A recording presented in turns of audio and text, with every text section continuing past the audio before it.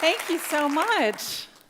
I want you to know, I'm going to start out by saying I love to listen because listening shows you love.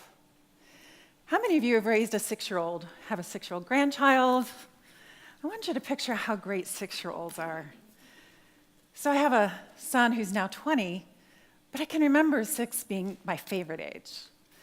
And at the time, they have that chubby face, and he had blonde hair and blue eyes. One tooth was missing. All right, so this is first grade. So I can remember something that changed my life that year. So I want you to picture, I've just picked him up from school, and he's sitting right back here, and I'm driving, and the radio's playing, and cars are coming and going.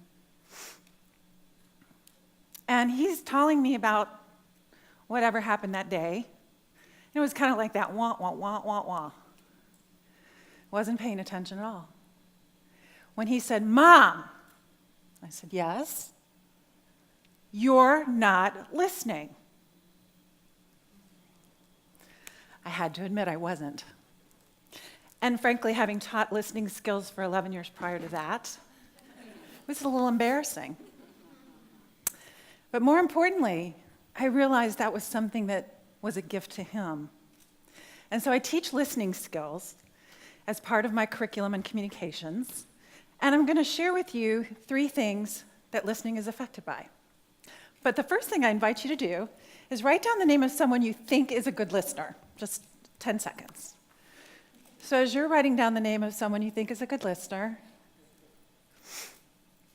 I will tell you that we'll come back to that. So one of the things that listening is affected by, first and foremost, is selective attention. Think about the number of noises there are in an office. Phones, kids screaming, dialogue, somebody answering the phone and how they're communicating, the ultrasound, the equipment in the sterilization area. All of these things and more are keeping the attention of the team from really listening to what a patient is saying. And yet a patient often is telling a story that's very emotional. Not paying attention, not giving them the respect that stories do can be highly disregarding of the team.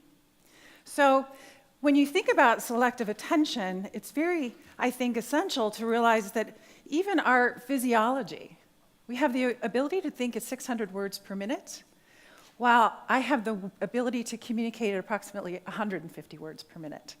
So you're out there thinking more quickly than I'm speaking. So how many of you are completing the what I gotta get done in Orlando before I go list? What I need to remember to pack? How am I gonna pack that? I didn't bring a large enough suitcase. That's what's going on in a relationship. Secondly, listening is affected by selective interpretation.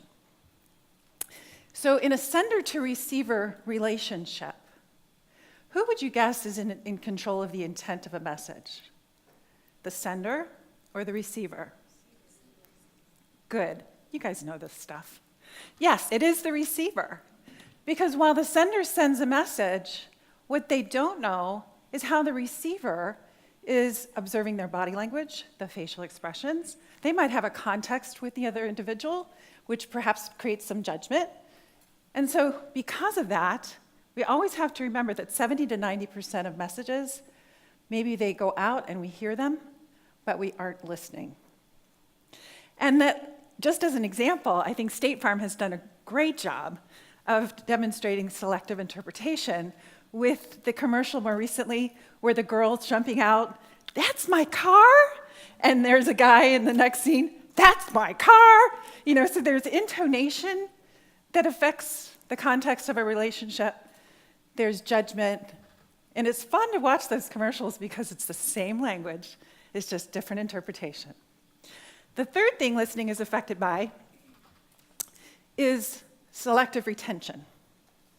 So I'm going to tell you a quick story, and at the end of the story, I'm going to ask you a question, maybe even 2. And if you know the answer, just give me the answer. And let's see how we do with retention. So, we're in Orange County. You are the bus driver for the Orange County school system. In order to save gas, you're driving 4 miles north, 3 miles east, 2 miles south, and 1 mile west to get to the high school and drop the children off. How old is the bus driver? What's the answer? Okay, you got it, but not everybody does. So retention, yeah. How many of you were paying attention to how many miles you had to drive to save gas? All right, and one of the most important messages or the most important things to listen to is the very beginning. Okay, good job. You guys are just not easily faulted, that's for sure, or fooled. Okay, so we know that listening is affected by selective attention, selective interpretation, and selective retention. So as we engage in our relationships with our clients, with each other, with our family members, we always want to remember, learn to listen because listening shows you love.